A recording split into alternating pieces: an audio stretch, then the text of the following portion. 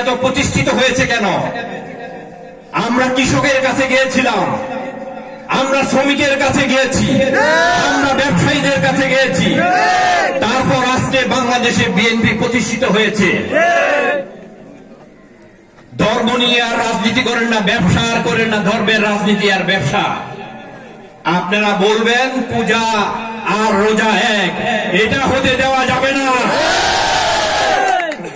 আমাদের রোজা 5টি স্তম্ভের একটি স্তম্ভ, সেই স্তম্ভকে কেউ যদি খাটো করে দেখে আমরা সেটা আগামী দিনে প্রতিহত করবো ইনশাল্লাহ।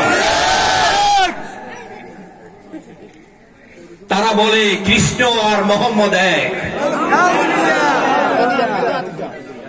এই ধরনের কথা যারা বলেছে তাদেরকে, তাদের সঙ্গ আপনাদেরকে আমাদেরকে ছেড়ে দিতে হবে।